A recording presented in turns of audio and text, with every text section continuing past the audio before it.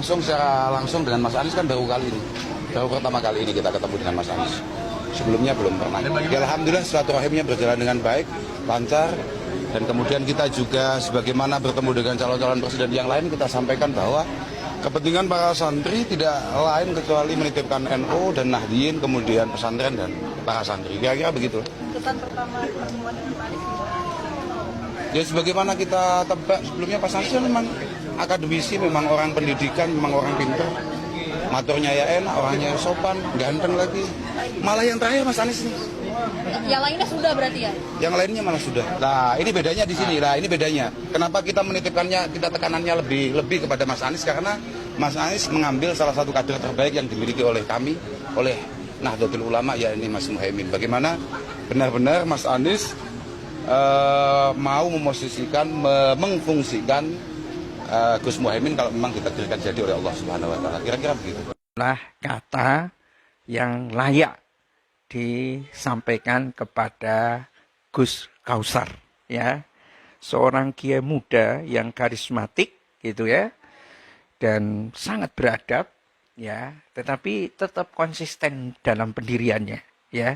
Jadi habis bertemu dengan Prabowo, ya, kemarin tuh Prabowo ke Hotel Shangri-La di Surabaya, Gus Kausar tampaknya juga membarengi dengan kiai-kiai sepuh, malah sekarang menyerukan kepada para kiai dan santri, ya, untuk memilih Anies Baswedan, ya.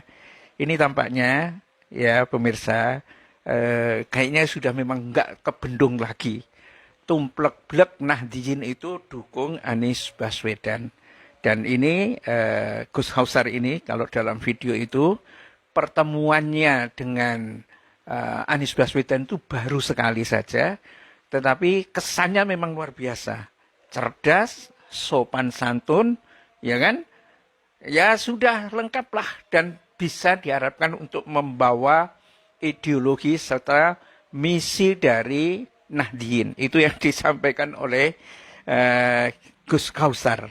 Padahal dia baru saja ketemu sama Prabowo, ya, sama kiai-kiai sepuh termasuk dari Lirboyo itu. Kenapa justru memilih untuk nyeru kepada santri, kepada kiai, ya, warga Nahdien pada umumnya untuk mendukung Anies Baswedan, ya.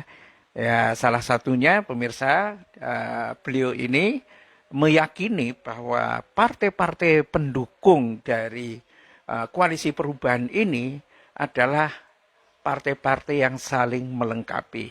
Ada yang nasionalis, ada yang Islam tradisional, ada Islam modern. Lengkap sudah, ya kan? Nah, partai-partai ini bisa membangun peradaban baru. Keren kan?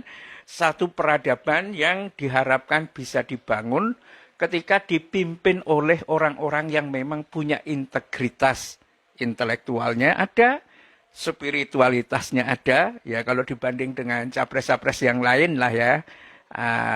Baca Quran aja capres yang lain tuh mana pernah coba RCTI atau TV-TV besar tuh. Ganjar Pranowo suruh baca Quran supaya rakyat itu tahu gitu ya. Bisa enggak itu? Katanya kan menantu kiai dan mengklaim dia paling NU. Kata pendukungnya loh, bukan Ganjarnya ya. Coba suruh baca Quran. Nah, begitu juga dengan Prabowo. Masa sih umat Islam memilih pemimpin aja yang nggak bisa baca Quran? Ya, jadi kalau ada orang bilang, wah pemimpin itu seperti pilot. Bukan, pilot itu bukan pemimpin. Sopir. Sama dengan sopir. Lain dengan pemimpin. Pemimpin itu mengarahkan bangsa. Ya, bukan ngangkut barang atau bukan ini. Jadi kalau ada ustadz yang mencoba untuk membela, udah enggak apa-apa, pilih aja yang kafir-kafir. Ya, yang abangan, yang ini. Itu tandanya ustadz itu perlu dicerahkan. Ya, mungkin belum memadai kalau ada yang seperti itu. Tapi saya kira enggak ada lah. Ustadz zaman sekarang itu cerdas-cerdas. Nah, ini pemirsa sangat monumental. Jadi kayaknya sudah habis deh. Ya, itu salah satu ya, termasuk ya Kiai Gus Kausar ini adalah salah satu kiai muda yang karismatik ya, sekaligus pengasuh Pondok Pesantren Al-Falah Ploso Mojo Kabupaten Kediri, yakni Kiai Haji Muhammad Abdurrahman Al-Kausar atau biasa disebut sebagai Gus Kausar ya, yang menilai sosok duet Amin Anies Baswedan dan Caimin merupakan pasangan capres-cawapres yang ideal. Ya, kalau yang Prabowo ideal nggak? Ya nggak jelas.